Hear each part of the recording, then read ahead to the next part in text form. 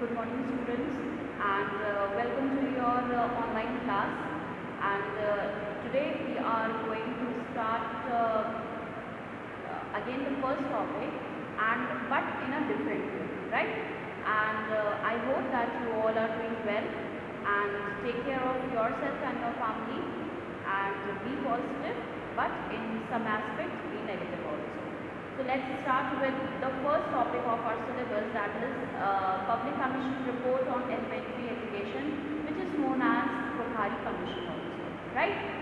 And इसमें हम लोग पढ़ेंगे कोठारी कमीशन के कुछ फीचर्स के बारे में पढ़ेंगे, ऑब्जेक्टिव्स के बारे में पढ़ेंगे और प्लस रिकमेंडेशंस के बारे में भी पढ़ेंगे। रिकमेंडेशंस मतलब हो गया कि किस चीज़ क्या कमीशन ने क्या सजेशन दिए, ठीक है। तो सबसे पहले हम स्टार्ट करते हैं कि उसके फीचर्स के बारे में। फीचर्स यानी कोठारी कमीशन की कुछ खासियत के बारे में, उसके बारे में जानते हैं कि कोठारी कमीशन कितने मेंबर्स की बनी हुई थी, कब शुरू हुआ था, कब उसने सबमिट किया था रिपोर्ट, ये सारे इसके फीचर्स हैं और उन सारे फीचर्स के बारे में हम लोग स्टार्ट करते हैं पढ़ना, राइट। तो जैसे कि आप अपनी स्क्रीन पर देख पा रहे हैं कि it is written that Kothari commission was appointed by the government of India to overall the Indian education sector. यानी कोठारी कमीशन किसके लिए बनी थी? कोठारी कमीशन जो इंडिया का जो एजुकेशन सेक्टर है उसकी पूरी ओवरहॉलिंग करने के लिए बनी। Overhauling is you can understand like this कि किसी चीज़ की सर्विसिंग करना या किसी चीज़ को फिर से स्टार्ट करना इज नोन एज ओवरहॉलिंग, ठीक है। तो इसमें जो फर्स्ट पॉइंट आप अपनी स्क्रीन पर देख पा रहे हैं वो कह रहा है कि Kothari commission was an ad hoc commission set up by the government of India. Ad hoc commission क्या होता है? एड हॉक प्रोसेस होता है जब हम किसी विशेष कार्य के लिए किसी चीज़ को या कुछ लोगों को हम अपॉइंट करते हैं। तो यहाँ पे विशेष कार्य क्या था? यहाँ पे विशेष कार्य था कि हमें एजुकेशन फील्ड को और इम्प्रूव करना है, ठीक है। तो इसलिए यहाँ पे कोठारी कमीशन को एड हॉक बेस पर गवर्नमेंट ने फॉर्म किया था, ठीक। फिर दूसरा फीचर कहते हैं Kothari commission was form on 14 जुलाई 1964। अब आपको यहाँ पे पता चल गया कि कोठारी कमीशन ने काम करना कब से शुरू किया था? 14 जुलाई 1964। इसीलिए ये जो कोठारी कमीशन है उसका जो टाइम पीरियड है वो है 1964 टू 1966, ठीक है। फिर उसके बाद यहाँ पर जो नेक्स्ट पॉइंट है वो है on 29 June 1966 Kothari commission was dissolve. यानी कोठारी कमीशन यहाँ पर 1966 और 29 जून 1966 को कोठारी कमीशन डिसॉल्व हो गया था। यानी उसने अपना पूरा काम कर दिया था और अपनी रिपोर्ट को सबमिट कर दिया था गवर्नमेंट को, ठीक है। फिर नेक्स्ट ये जो पॉइंट कहते हैं वो कहते हैं was form under the chairmanship Daulat Singh Kothari. अब आपको हमेशा से जब भी आपने पढ़ाई करना शुरू की है और खासतौर से जब हम कंटेम्प्रेरी एजुकेशन की बात करें तो यहाँ पे हमने अक्सर और ज़्यादातर सारे कमीशन के बारे में पढ़ा है, पॉलिसीज के बारे में पढ़ा है, ठीक है, कमेटी के बारे में पढ़ा है। तो यहाँ पर जितनी भी कमेटी जितनी भी कमीशन होती हैं जो उन कमीशन या उन कमेटी का जो नाम रखा जाता है वो उस चेयरमैन के नाम पर रखा जाता है जो उस कमीशन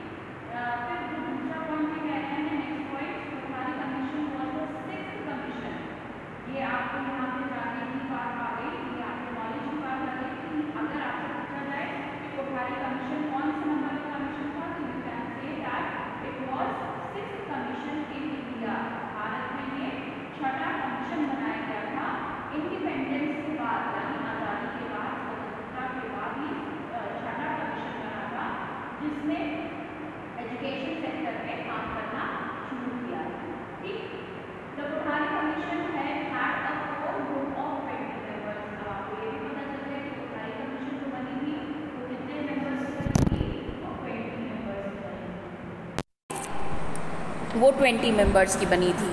अब यहाँ पे क्या कह रहे हैं कि the commission took a consultation from a panel of 20 overseas consultants who were based out of the USA, UK, Japan, France, Sweden। यानी कि जो कमीशन बनी थी वहाँ पे जो कंसल्टेशन यानी जो कंसल्ट करने वाले लोग थे जिनसे हम लोग राय मशवरा लेते थे वो कहाँ के थे, वो USA, UK, Japan, France, Sweden से ही कह लीजिए कि एक्सपर्ट्स लोग थे। There were 19 working groups or task forces in the Kothari commission. ठीक है, there were 19 working groups or task forces in the Kothari commission. अब यहाँ पे आपको पता चला कि 20 मेंबर्स की कमीशन बनी थी, ठीक, जिसमें से एक हो गए आपके चेयरमैन, और जो 19 अलग जो अदर वर्कर्स बचे वो कौन हुए, आपके वर्किंग ग्रुप्स। ठीक, The report was submitted by the Kothari Commission on 29th June 1966 to MC Chagla, the then Minister of Education। यानी उस वक्त 29th जून 1966 को कोठारी कमीशन ने अपनी पूरी रिपोर्ट एजुकेशन सेक्टर पे जो उन्होंने काम किया, जो उन्होंने रिकमेंडेशंस दिए, जो उन्होंने कमियां देखी, जो उसके लिए सॉल्यूशन ढूंढे, वो सारी चीज़ एक रिपोर्ट में बना के उन्होंने गवर्नमेंट को सबमिट कर दी। गवर्नमेंट यानी उस वक्त जो मिनिस्टर थे एजुकेशन के यानी MC चगला, उनको उन्होंने सबमिट कर दी।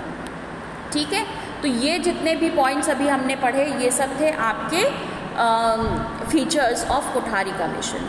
Now moving forward and talking about objectives, यानी कि कोठारी कमीशन के क्या क्या उद्देश्य थे, क्या क्या ऑब्जेक्टिव थे, अब वो हम पढ़ेंगे। पहला क्या था कि to provide policies and guidelines for the development of education in India. यानी हर इंडिया का जो एजुकेशन सिस्टम है उसके हर एक फील्ड में, एक कोने में जहाँ भी बेटरमेंट की ज़रूरत थी उन सारे एरियाज़ को कवर करने के लिए इन्होंने पॉलिसीज़ बनाई और गाइडलाइंस भी दी। पॉलिसीज़ यानी क्या क्या काम करना है, गाइडलाइंस यानी उन कामों को किस तरीके से हमें इम्प्लीमेंट करना है। ठीक है, फिर उसके बाद इन्होंने कहा कि to find and evolve a general pattern of education in India.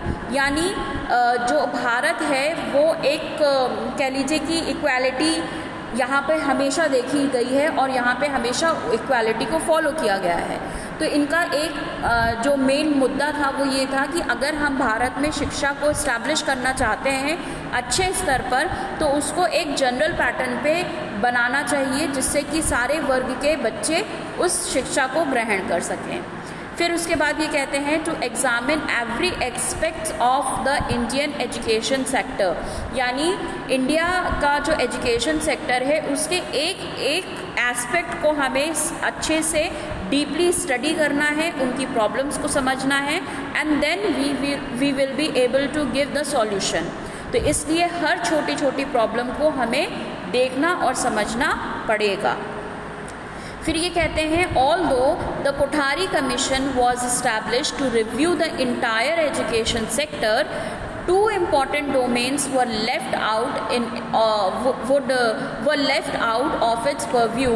They were legal education and medical education। यानी इन्होंने अपनी रिपोर्ट में और अपने काम यानी अपने कार्यकाल के दौरान एजुकेशन को हर एस्पेक्ट पे बेटर करने की कोशिश करी। यानी साइंस पे भी इन्होंने ध्यान दिया, मैथ्स पे भी ध्यान दिया, हर सब्जेक्ट पे ध्यान दिया, चाहे वो इंग्लिश हो, हिंदी हो, ज्योग्राफी हो, हर सब्जेक्ट पे ध्यान दिया। बट लॉ यानी लीगल एजुकेशन और जो मेडिकल एजुकेशन थी यानी मेडिसिन, ठीक है, इन दो सेक्टर्स को इन्होंने लेफ्ट आउट कर दिया, बाकी सारी चीज़ों को कवर किया। तो अगर क्वेश्चन कभी आपके पास आता है कि what were the two field which was left by Kothari commission, then you can answer these two, that is law department, that is legal education and medical education। तो ये दो ऐसे फील्ड थे जिनको कोठारी कमीशन ने कवर नहीं किया। फिर उसके बाद हम यहाँ पे बात करते हैं रिकमेंडेशंस की। यानी अब यहाँ पे हमने उद्देश्य भी पढ़ लिए, फीचर्स भी पढ़ लिए। अब हम बात करते हैं रिकमेंडेशन जो कि दिया गया था कोठारी कमीशन के द्वारा। तो फर्स्ट ये कहते हैं कि education system at the national level was aligned in 10+2+3 pattern as recommended by Kothari commission.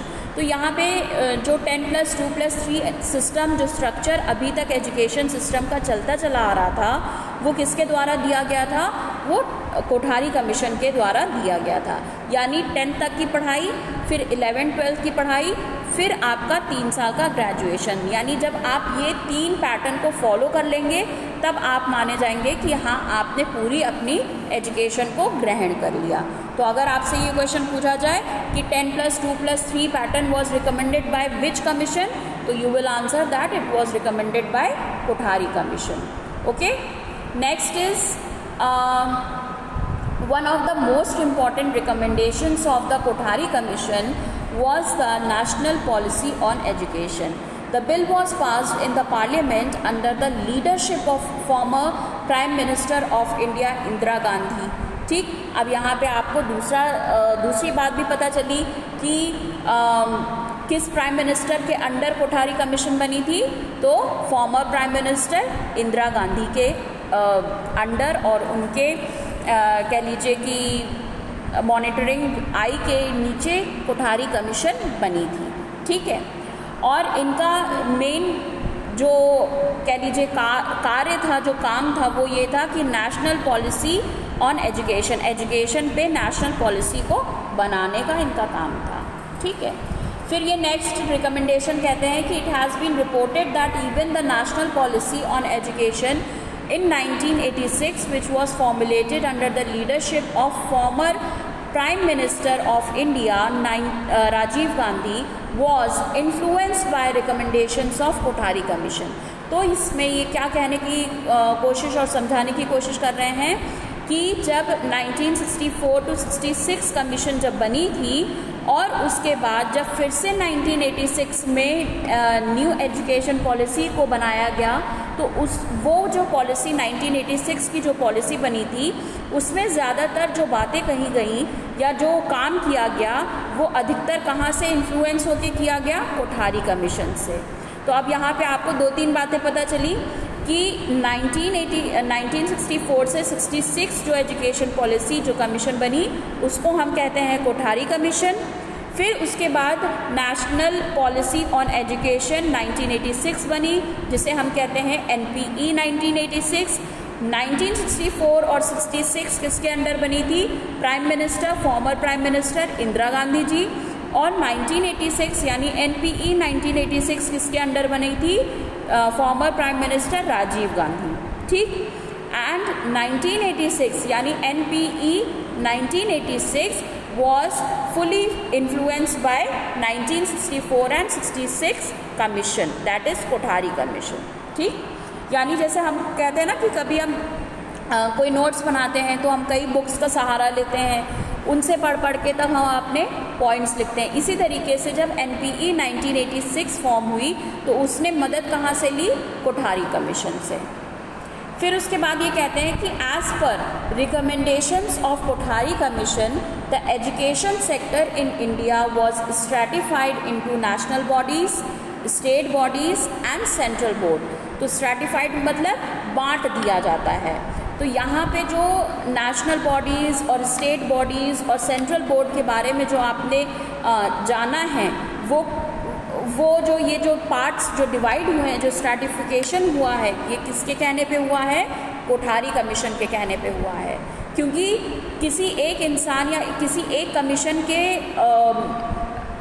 ये अंदर नहीं है कि वो पूरे एजुकेशन सिस्टम को हैंडल कर सके, इसलिए अलग अलग डिपार्टमेंट्स बनाए गए जिससे कि नेशनल बॉडीज़ नेशनल लेवल की एजुकेशन को देखें, स्टेट बॉडीज़ स्टेट लेवल की एजुकेशन को देखें और सेंट्रल बोर्ड जो सेंट्रल लेवल पे जो केंद्रीय सरकार है, जो केंद्रीय बोर्ड है, वो सेंट्रल लेवल की एजुकेशन को देखें। तो ये सारे थे आपके कोठारी कमीशन से related features, objectives and recommendations. ये जो 3 पॉइंट अभी आपने पढ़ा, they are very important in regard to your exam और इससे हमेशा क्वेश्चंस आते हैं, तो you have to study it very thoroughly. and after this there will be some questions which you have to solve.